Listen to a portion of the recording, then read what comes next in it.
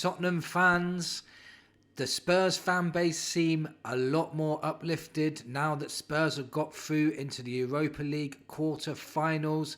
A much better performance from the lads, and there was a few players that we signed in the summer that are really starting to step up now.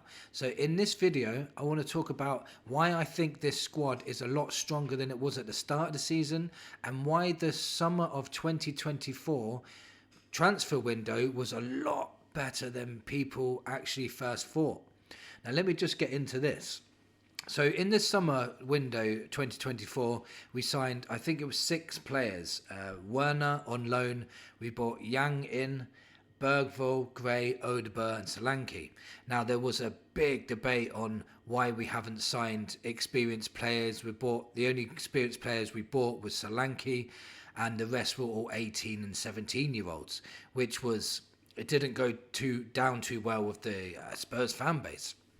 I for one as well said we needed a defensive midfielder, a left back to cover for Udogie, and we probably needed another right winger as well. And those things didn't happen. So for me, the window was only about a 6 out of 10 for me, because the players we brought in had potential, but none of them really had the experience to push us on that other level. Well, I thought that at the time. And then, so if you look at the signings I mentioned, obviously Werner, he's not performed at all, but he's only on loan. So if I cancel out Werner, simply because he didn't even get in the squad at the moment. So Yang, he's out at QPR on loan. He's getting good reviews. He's really doing well at QPR at the moment. They're really happy with him. Bergvall is a shining light this season. He's come on leaps and bounds. Gray, Odegaard, Solanke. Let me just get into them. Let's just talk about just the Alkmaar game. Just for the Alkmaar game. Bergvall, summer signing in 2024. He got man of the match against Alkmaar.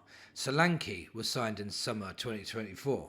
Got 2 assists. Odegaard was signed in summer 2024.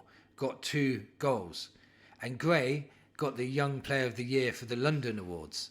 So these 4 signings that we signed in the 2024 had a massive impact just on our biggest game of the season so far. And this leads me to telling you why I think we are progressing even more as a squad, because the summer transfer window 2024 is actually looking like it was a very good window. These players that we brought in are making a massive impact on our season. They've completely strengthened our squad. Now, if you add into the factor that the January window, we needed another centre-back, we brought in Danso, and Danso's turning out to be a very good signing too. Tell still needs to improve himself, but he's still on loan at the moment. Then you've got to factor in the Jed Spence. He wasn't even part of the plans. He wasn't even in the Europa League squad at the beginning of the season. Now he's one of our best players. So if you add that to the squad now, and with all the players that come back from injury, like Romero's, Van de Ven, Vicario, your doggies come back, Solanke's come back from injury, Odegaard again. So all these players are coming back. Our squad all of a sudden looks very strong. If we can stay away from injuries and build like a cohesion again, and or the Angeball, or whatever you want to call it, basically attacking football, it's looking good going forward in this season. We have one of the strongest squads now in that Europa League, and I honestly think we can go all the way in that competition. The players I've just said now who have stepped up, then you've got people like Sonny and Maddison are starting to get their form back because they've been allowed to have rests in between games now. So their form is starting to increase. Bentancur was suspended last game, but him and Bissouma need to step up a bit more. If they can step up their game, we could really have a strong squad on our hands. We really could. We've got cover for right back and left back with Spence and Porro and Udogie now.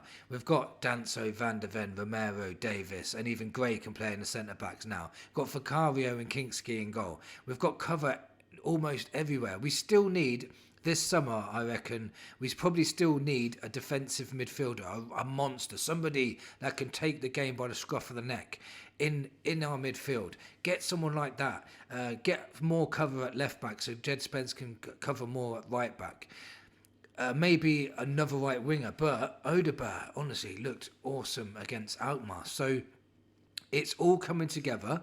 The squad is much stronger than it was at the start of the season, in my opinion, because all the players that didn't have experience now look like very experienced players and are probably, are better players at the moment. And people like Basuma and Bentancur now, all of a sudden, need to fight for their places. We've got Kulusevski to come back. He wasn't playing against Alkmaar either. So Kulusevski's been one of our best players this season. So all of a sudden, there's competition for all places in the team again. There's the injury. Richarlison's even going to come back, and he's going to be fighting for that number 9 place with Solanke, or they can rotate, and with Tell as well. And Tell can play on both wings as well. There's so much competition now for places that the levels will automatically rise anyway. If the injuries stay to a minimum, we could really, honestly, we could go pretty far. We could win that Europa League and we can climb up that Premier League table, because I saw us playing how we did at the start of the season against Alkmaar. We were playing that football again that we all love to watch, and we knew it would come back when the players all came back again. Losing 13 of your best players is not ideal for when you want to go forward. Look at all the players that came back fit against Alkmaar and how well we played. Van der Ven came back, Romero came back, Solanke came back, Odegaard came back, Vicario came back. That's 5 main players in our team that really pushed us on to win against Alkmaar. Bergvall was not meant to be playing first team football. He was meant to be just integrated slowly, but he's come on leaps and bounds and now is my first choice midfielder. Archie Gray now it was unlucky not to be starting in that game. And Odegaard, he's been injured for most of the season, so that's like a new signing for us.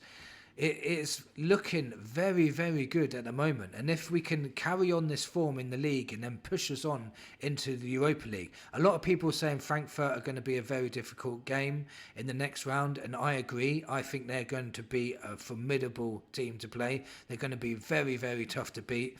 They're good in defence and good in attack. They will give us a good game, but I am confident we can get through against Frankfurt. I really am. I think we with this squad, and you got to remember as well, if you put in the fact that these players that have come back are still not 100% match fit yet either, and the way they played against Alkmaar, they're going to get even better than that when they start getting the cohesion back and playing with the same players week in, week out. It's going to get good. I'm telling you now, it's getting better. Spurs are looking better, and what a coincidence. Spurs' performances and results are getting better whilst players are coming back from injury. Who would have known that, eh? Let me know in the comments if you think the squad is stronger than it was at the start of the season, and do you think now that the summer transfer window of 2024 is actually starting to look like a better window now? I gave it a 6 out of 10, but I'm giving that transfer window a 7 out of 10 now, because Postecoglou has risen the performances of all of those players.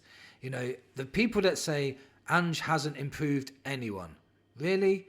Archie Gray, Bergvall, Spence are just 3 that I can name, and already Odegaard's starting to come on. So wait till Odegaard plays a few more games and watch how much he improves. Let me know in the comments what you think about this video, what you think about the squad. Thank you for watching, and come on you Spurs.